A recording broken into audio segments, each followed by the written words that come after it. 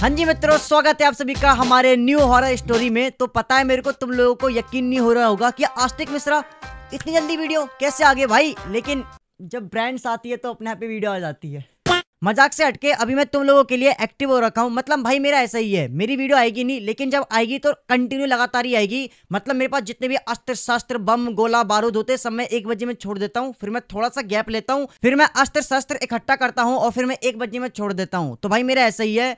तो अपनी स्टोरी और बढ़ते हैं भाई। आज की स्टोरी हमेशा की तरह हमारी एक सब्सक्राइबर ने भेजी है, लेकिन ये एक फीमेल सब्सक्राइबर है और उसकी छोटी बहन के साथ ये सब कुछ हुआ था।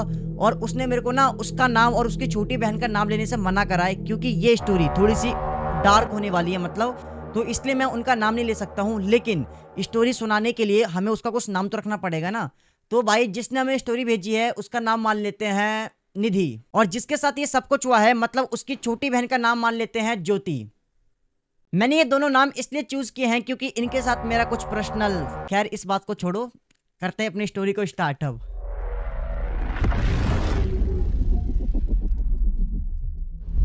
तो जिसने हमें ये स्टोरी भेजी है मतलब निधि ने, निधि की सगी बहन है ज्योति। ज्योति के साथ ये सब कुछ हुआ था।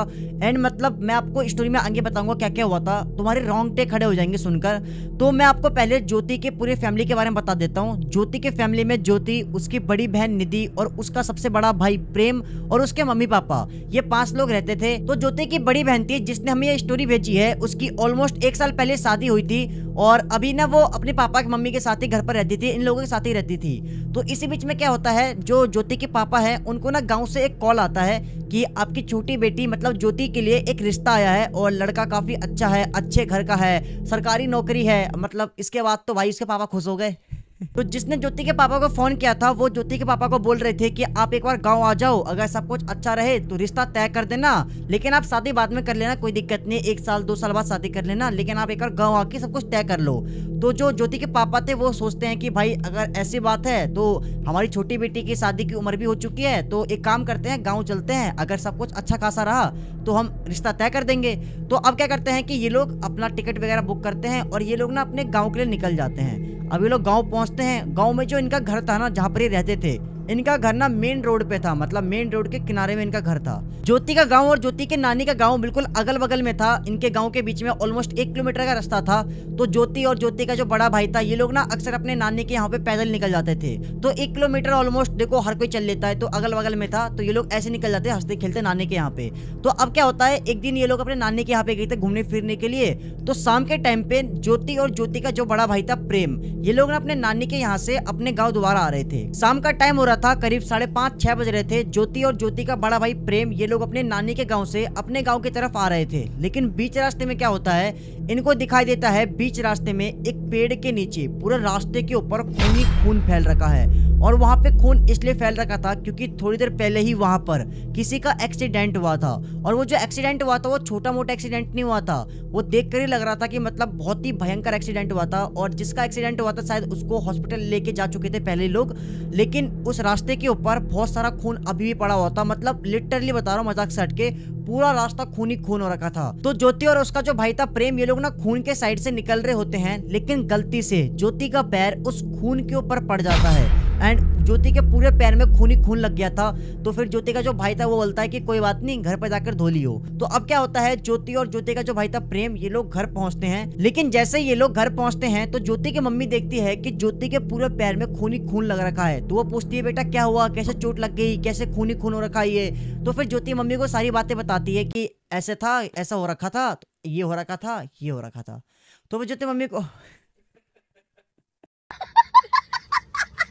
तो फिर ज्योति की मम्मी ज्योति को बोलती है कि कोई दिक्कत नहीं, जाकर पैर हाथ धो ले, कुछ नहीं होगा। तो फिर ज्योति पैर हाथ धो लेती है अच्छे से अपना, फिर खाना पीना खाकर ये लोग रात को सो जाते हैं। अब तुम्हें पता होगा कि पहले के टाइम पे गांव में वॉशरूम वगैरह नहीं होते थे, तो जितने भी लोग थे, चाहे वो लड़की हो चाहे वो लड़का हो, वो लोग ना खेत वगैरह में खुले में हगने के लिए, फ्रेश होने के लिए जाते थे।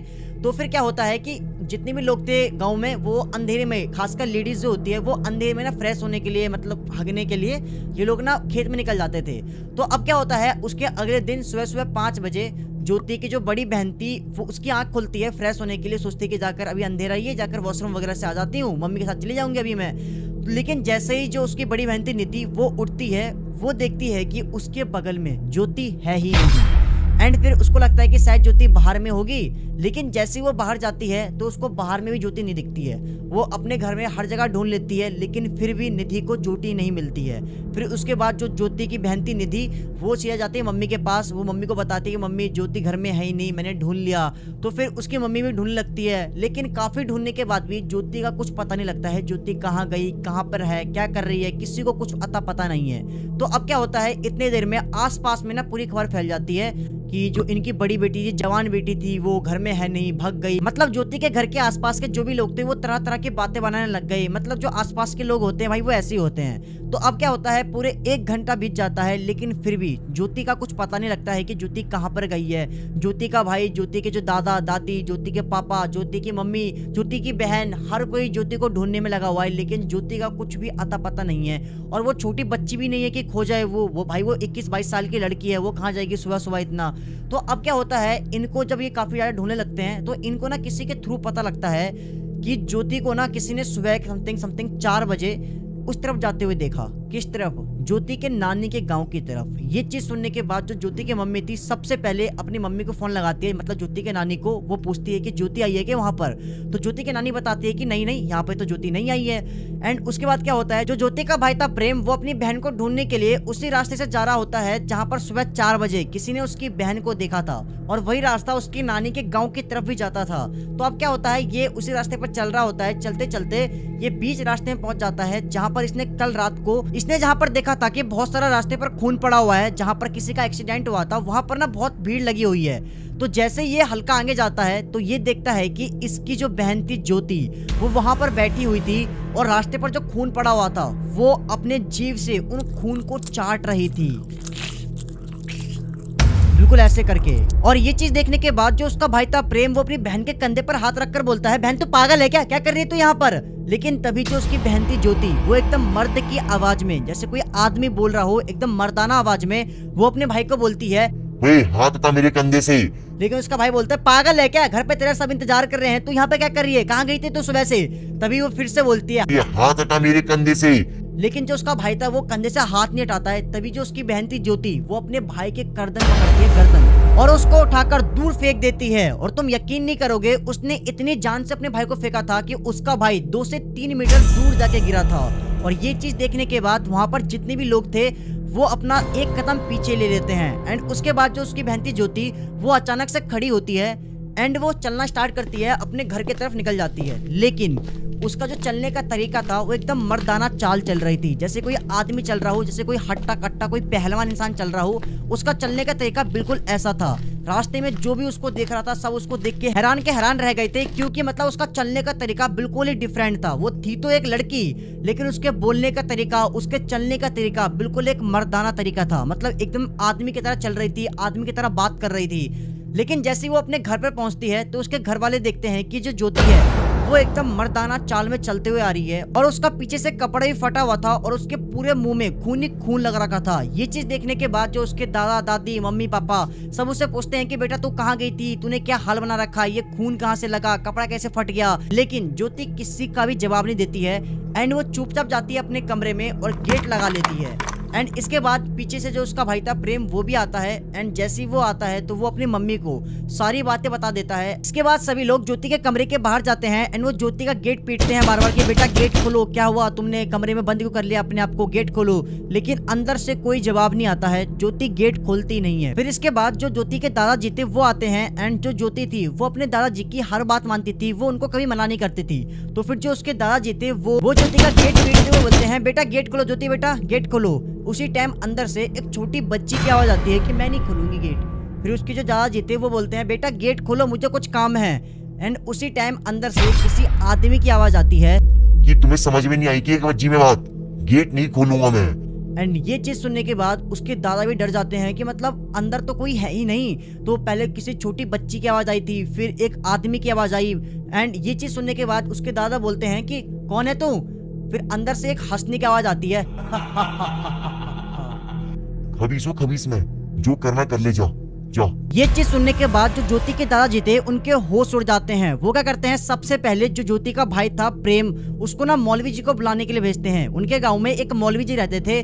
तो फिर जैसे ही जो प्रेम था, उसका जो भाई था ज्योति का, वो प्रेम जैसे मौलवी जी को बुलाने के लिए जाता है तो प्रेम को पता लगता है कि जो मौलवी जी है वो उस दिन गाँव में थे ही नहीं, वो उसके अगले दिन सुबह सुबह आने वाले थे। और जैसे ज्योति के दादा को ये वाली बात पता लगती है कि मौलवी उस दिन गांव में है ही नहीं, तो वो क्या करते हैं कि हनुमान चालीसा उठाते हैं और वो ज्योति के कमरे के बाहर बैठकर हनुमान चालीसा का पाठ पढ़ना स्टार्ट कर देते हैं। लेकिन जैसे ही वो हनुमान चालीसा का पाठ पढ़ना शुरू करते हैं तो अंदर से ज्योति मर्द की आवाज में बोलती है कि नहीं नहीं, ये सब मत करो, ऐसा मत करो, मत करो। लेकिन जो दादाजी थे वो रुकने का नाम नहीं लेते हैं एंड वो कंटिन्यू हनुमान चालीसा का पाठ करे जा रहे थे और वो लगातार 108 बार हनुमान चालीसा का पाठ करते हैं। और जैसे उनका 108वें बार वाला हनुमान चालीसा का पाठ कंप्लीट होता है तो अंदर से ज्योति की चिल्लाने की आवाज आ रही थी कि नहीं नहीं ऐसा मत करो, ऐसा मत करो। वो आवाज अचानक से बंद हो जाती है एंड फिर उसके बाद थोड़ी देर बाद ही जो ज्योति थी वो दरवाजा खोलती है और वो देखती है कि उसके कमरे के बाहर सभी लोग खड़े हुए हैं। तो वो पूछती है कि आप लोग मेरे कमरे के बाहर क्यों खड़े हो, क्या हुआ क्या? इसका मतलब है कि ज्योति को कुछ भी याद नहीं था कि उसके साथ क्या हुआ, वो रास्ते पे पड़े हुए खून को क्यों चाट रही थी, मतलब उसको कुछ भी याद नहीं है। फिर उसके बाद जो उसके दादाजी थे वो बोलते हैं कि ज्योति के शरीर में जो खबीज था वो अभी के लिए फिलहाल तो जा चुका है, लेकिन वो कभी भी ज्योति के शरीर में जा आ सकता है। फिर उसके दादाजी बोलते हैं कि कल सुबह होते ही सबसे पहले हम ज्योति को मौलवी जी को दिखा देंगे। तो अब क्या होता है, सभी घर वाले ज्योति का अच्छे से ध्यान रखते हैं, उसको खाना पीना खिलाते हैं। अब खाना पीना खाने के बाद रात के टाइम ज्योति जो थी वो अपनी बड़ी बहन निधि के साथ कमरे में सो जाती है।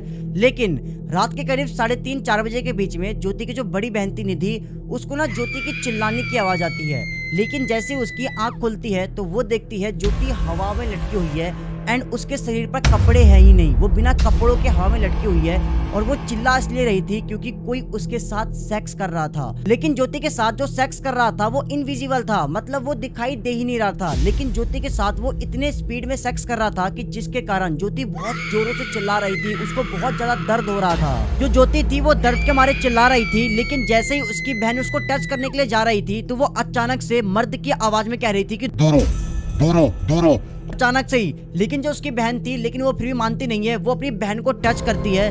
लेकिन जैसे ही जो निधि थी वो ज्योति को टच करती है, उसी टाइम ज्योति अपनी बहन को एक लात खींच कर मारती है, उसकी बहन दूर जाकर गिरती है। उसके बाद उसकी बहन दूर खड़े होकर देख रही है कि जो उसकी बहन है वो हवा में लटकी हुई है, वो भी बिना कपड़ों के। एंड उसके साथ कोई अदृश्य शक्ति है जो दिख नहीं रहा है एंड वो उसके साथ गलत काम कर रहा है, सेक्स कर रहा है। मतलब ये चीज इतनी ज्यादा वियर्ड थी कि मैं आपको बता नहीं सकता हूँ यहाँ पर, क्योंकि स्ट्राइक पड़ सकती है। लेकिन उसकी बहन क्या करती है, हिम्मत कर कर जाती है, वो अपनी बहन को जाकर इसे पकड़ लेती है हवा में ही। उसी टाइम जो उसकी बहन थी वो नीचे गिरती है एंड वो अचानक से बेहोश हो जाती है। उसके बाद जो उसकी बहन थी निधि, वो सबसे पहले ज्योति को कपड़े पहनाती है क्योंकि वो बिना कपड़ों की थी, कपड़े पहनाती है। एंड उसके बाद वो सबसे पहले जाती है घर में, सबको जाकर बताती है कि ऐसा सीन हुआ, ये सब हुआ। लेकिन ये वाली बात नहीं बताती है कि मतलब उसके साथ कोई अदृश्य शक्ति, कोई नेगेटिव एनर्जी सेक्स कर रही थी, ये बात किसी को बताती नहीं है। तो अब क्या होता है, सभी घर वाले आते हैं, सभी लोग बहुत रोने लग जाते हैं कि क्या हुआ, हमारी बेटी के पीछे सब लोग पड़ रखे हैं, मतलब क्यों हो रहा है ये सब चीज, किसी को कुछ समझ में नहीं आ रहा था। तो उसके दादाजी बोलते हैं कि पूरी रात जगना पड़ेगा और हमें ज्योति का ध्यान रखना पड़ेगा। उस रात को कोई भी नहीं सोता है एंड सुबह होते ही सबसे पहले क्या करते हैं ये लोग, दोबारा मौलवी जी के यहाँ पे जाते हैं। उस टाइम करीब 6:30-7 बज रहे थे। तो उस टाइम मौलवी जी थे ना वो आ गए थे। तो मौलवी जी जैसे ही घर में आते हैं, उस टाइम ना मौलवी जी से आने से पहले जो ज्योति थी वो बिल्कुल नॉर्मल थी, उसके अंदर कोई खबीस नहीं था उस टाइम पर, मतलब नहीं था। लेकिन जैसे ही मौलवी जी घर के अंदर एंटर होते हैं तो ज्योति के अंदर जो भी खबीस था ना वो एक्टिव हो जाता है एंड वो डर के मारे भाग कर जाती है सीधा अपने कमरे के अंदर एंड वो अपना कमरे का गेट दोबारा लगा लेती है। उसके बाद मौलवी जी को ज्योति के घर वाले सारी बातें बता देते हैं कि ज्योति ऐसी ऐसी हरकतें कर रही है, उसके अंदर से किसी आदमी की आवाज आ रही है, किसी छोटे बच्चे की आवाज आ रही है, मतलब सारी बातें बता देते हैं। लेकिन जो ज्योति की बहन थी निधि, उसने अभी तक घर वालों को, ना ही मौलवी जी को ये वाली बात बताई थी कि कोई नेगेटिव एनर्जी ज्योति के साथ सेक्स कर रही थी, ये वाली बात मतलब किसी को नहीं बताई थी उसकी बहन ने, ना ही मौलवी जी को, ना ही घर वाले को। तो अब क्या होता है, जो मौलवी जी थे वो सीधा ज्योति के कमरे के बाहर जाते हैं एंड वो ज्योति का गेट पीटते हैं और बोलते हैं गेट खोलो। अंदर से आवाज आती है उसी मर्द की आवाज में कि मैं नहीं खोलूंगा गेट, तुम वो कर दोगे, मुझे पता है, वो कर दोगे, वो कर दोगे। फिर उसके बाद जो मौलवी जी थे वो ना अपने मन में ही कुछ मंत्र टाइप का कुछ करते हैं, पता नहीं मेरे को, वो कुछ करते हैं। लेकिन जैसे ही उनका जो मंत्र कर रहे थे वो कंप्लीट होता है, उसके बाद अंदर ना कुछ गिरने की आवाज आती है और चिल्लाने की आवाज आती है। नहीं नहीं नहीं नहीं नहीं। ऐसे चिल्लाने की आवाज आती है। उसके बाद जो मौलवी जी थे वो कहते हैं कि तुम गेट तोड़ दो, घर का गेट तोड़ दो। फिर उसके बाद ज्योति के पापा, ज्योति के भाई मिलकर उस गेट को तोड़ देते हैं और जैसे ही वो गेट तोड़ते हैं तो वो देखते हैं कि निधि जो थी वो घर के अंदर बेहोश पड़ी हुई थी एंड उसके कपड़े वगैरह फट रखे थे। एंड उसके बाद जो मौलवी जी थे वो बताते हैं कि अब मैंने आपकी बेटी को खबीस से मुक्त कर दिया है, अब कभी भी वो खबीस आपकी बेटी को परेशान नहीं करेगा। फिर उसके बाद वो जो मौलवी जी थे उन्होंने ताबीज वगैरह दिया गर्दन में, हाथ में, ज्योति के गर्दन में, हाथ में उन्होंने ताबीज बांध दिया। एंड उन्होंने कहा कि ये ताबीज हमेशा अपने पास रखना, कभी भी इसको दूर मत करना। एंड उसके बाद उन्होंने कहा कि अब वो कभी भी परेशान नहीं करेगा जो भी खबीस था। एंड उसके बाद मौलवी जी वहां से चले जाते हैं। अब होता क्या है खबीस, मैं तुम्हें बता देता हूँ। खबीस जो होता है इसे ना जिन का बच्चा कहा जाता है। खबीस जो होता है अगर तुमने इसको हासिल कर लिया तो ना तुम्हारी ये हर इच्छा पूरी करेगा, जो तुम चाहोगे तुम्हें वो ला कर देगा।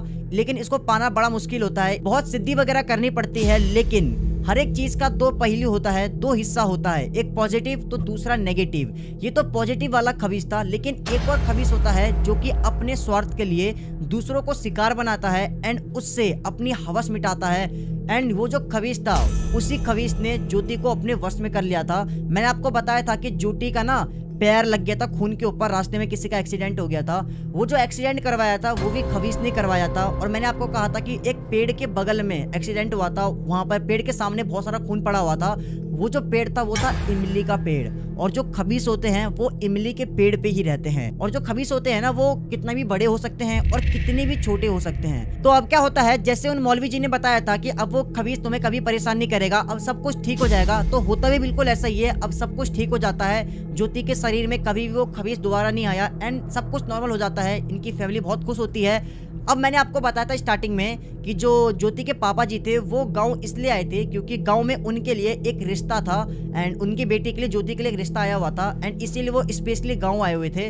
तो उन्होंने ना इस चीज की वजह से, मतलब इन दिनों में ज्योति के साथ बहुत गलत हुआ था, ये सब सारी चीजें हुई थी ज्योति के साथ। तो ज्योति के पापा ने लड़कों वालों को मना कर दिया था, कहा था कि हम कुछ टाइम बाद मिलेंगे। तो अब सब कुछ अब ठीक चल रहा होता है। तो ज्योति के पापा बोलते हैं कि अब हम लड़के वाले को अपने घर पे बुला लेते हैं एंड सारी बातें तय वय कर लेंगे, क्या है नहीं है, रिश्ता भी पक्का हो जाएगा। तो अब क्या होता है, जो लड़के वाले थे वो ज्योति के घर पे आते हैं रिश्ते की बात करने के लिए एंड इनके बीच में सब कुछ डन हो जाता है। लड़की को लड़का पसंद था, लड़के को लड़की पसंद था, घर वाले भी मंजूर हो जाते हैं, सब कुछ अच्छा चल रहा होता है। अब क्या होता है, जो लड़की के घर वाले थे और जो लड़के के घर वाले थे ये दोनों ना लड़का लड़की को एक कमरे में भेज देते बात करने के लिए, ताकि जो भी अंडरस्टैंडिंग हो सब क्लियर हो जाएगी। लेकिन जैसे ही ज्योति उस लड़के के साथ कमरे में जाती है जिसके साथ उसकी शादी होने वाली थी, तो क्या होता है, वो जो लड़का था वो ज्योति का हाथ पकड़ता है। लेकिन जैसे ही वो ज्योति का हाथ पकड़ता है तो स्टार्टिंग में तो ज्योति का हाथ बहुत सॉफ्ट था जैसे लड़कियों का हाथ होता है, लेकिन तभी अचानक से ज्योति का जो हाथ था वो एकदम कड़क, एकदम टाइट सा हो जाता है, जैसे किसी आदमी का हाथ हो। तुमने मजदूरों के हाथ देखे होंगे, एकदम टाइट टाइट से होते काम कर करके, बिल्कुल ज्योति का हाथ उसी टाइप का हो गया था। और तभी वो लड़का देखता है कि ज्योति की पूरी आंखें एकदम लाल लाल सी हो रखी है, ज्योति का पूरा चेहरा एक अलग ही टाइप का हो रखा है। मतलब ज्योति उस टाइम दिखने में बहुत ही ज्यादा डरावनी लग रही थी। उस टाइम ज्योति के अंदर वो जो खबीस था वो फिर से आ जाता है। और खबीस वाली बात की ज्योति के अंदर खबीस आता है, ना ही उस लड़के को पता था,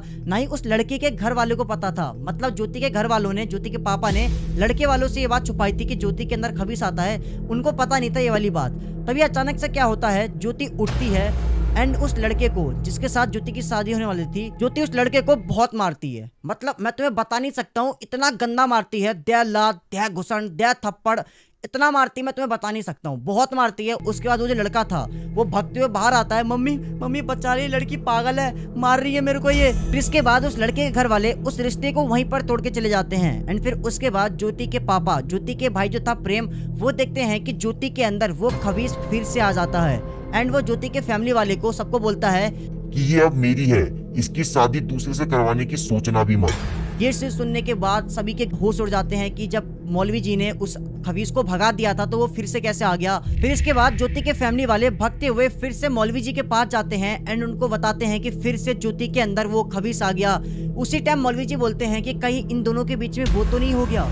एंड ये चीज बोलने के बाद जो मौलवी जी थे वो खुद ज्योति के घर पे दोबारा आते हैं एंड उस टाइम दोबारा से जो ज्योति थी वो डर के मारे मौलवी जी के दोबारा कमरे के अंदर बंद हो जाती है। इसके बाद मौलवी जी सबसे पहले क्या करते हैं, घर के सभी मेंबर से पूछते हैं कि तुमने कभी ज्योति को किसी के साथ, किसी अदृश्य शक्ति के साथ कुछ गलत करते हुए देखा है। तो उसी टाइम जो ज्योति की बहन थी निधि, वो मौलवी जी को साइड में लेके जाती है एंड उसको उस रात वाली बात बता देती है कि कोई अदृश्य शक्ति उसके कपड़े खोलकर उसके साथ गलत काम कर रही थी। एंड मौलवी जी का जो शक था वो बिल्कुल सही था। मौलवी जी ने यही सोचा था कि अगर उस खबीस ने ज्योति के साथ शारीरिक संबंध बनाया होगा तो वो जो खबीस था ज्योति के शरीर को छोड़कर कभी नहीं जाने वाला है। एंड जैसे ही मौलवी जी को ये बात पता लगती है कि उस खबीस ने ज्योति के शरीर के साथ शारीरिक संबंध मतलब फिजिकल हो चुका है उसके साथ, तो उसके बाद वो ना उसके घर वालों को, ज्योति के घर वालों को सारी बातें बताते हैं कि देखो अब मुश्किल है, क्योंकि एक बार कोई खबीस किसी के साथ शारीरिक संबंध बना लेता है तो वो उसको जिंदगी भर नहीं छोड़ता है, उसका पीछा कभी नहीं छोड़ता है, चाहे कितना भी कुछ कर लो। फिर उसके बाद उसके घर वाले, ज्योति के घर वाले उस मौलवी जी से बोलते हैं कि इसका कुछ बचने का उपाय तो होगा, कुछ तो रास्ता होगा। फिर मौलवी जी बताते हैं कि तुम्हें डेली 7 दिनों तक लगातार ज्योति को मेरे पास, मेरे यहाँ पर लेके आना पड़ेगा एंड मैं इसका कुछ ट्रीटमेंट वगैरह, इलाज वगैरह जो भी वो करूंगा एंड देखते हैं कि पॉसिबल हो पाएगा तो मैं कोशिश करूंगा कि इसके शरीर से खबीस को हमेशा हमेशा निकालने के लिए। लेकिन क्या होता है कि 7 दिनों तक ज्योति के घर वाले ज्योति को उस मौलवी के पास लेके जाते हैं, लेकिन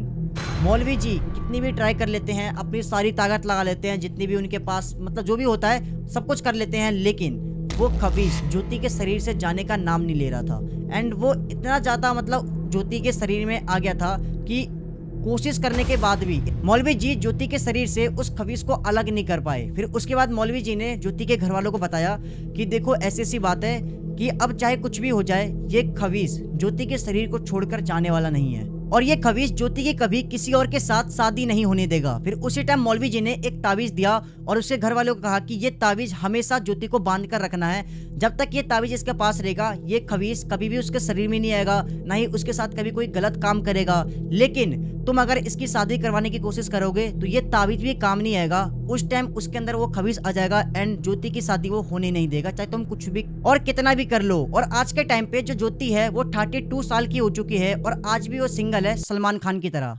मजाक से हटके इस बीच में ज्योति के घर वालों ने ज्योति की बहुत बार शादी करवाने की कोशिश करी, लेकिन एंड मौके पर ज्योति के शरीर में वो खबीस आ जाता था एंड जिसके साथ ज्योति की शादी होने वाली थी वो उसको बहुत मारता था, तो ज्योति की शादी कैंसिल हो जाती थी।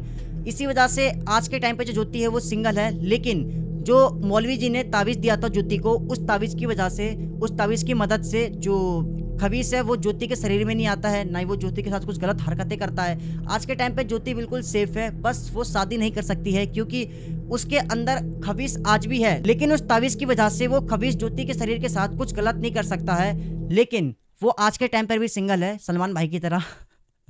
तो गाइस ये थी अपनी आज की हॉरर स्टोरी एंड तुमने देखा कि स्टोरी सच में काफी ज्यादा डार्क थी एंड इसी वजह से जिनके साथ ये सब कुछ हुआ था मैंने उनका आपको नाम नहीं बताया। तो आई होप कि आपको ये स्टोरी काफी अच्छी लगी होगी। अगर अच्छी लगी हो तो लाइक कर देना, ना लगी हो फिर भी लाइक कर देना, सब्सक्राइब कर देना और घंटी को ऑल पर सेट कर देना और भाई गेमिंग चैनल सब्सक्राइब कर देना। फिर मिलते हैं नेक्स्ट वीडियो में, तब तक के लिए बाय बाय।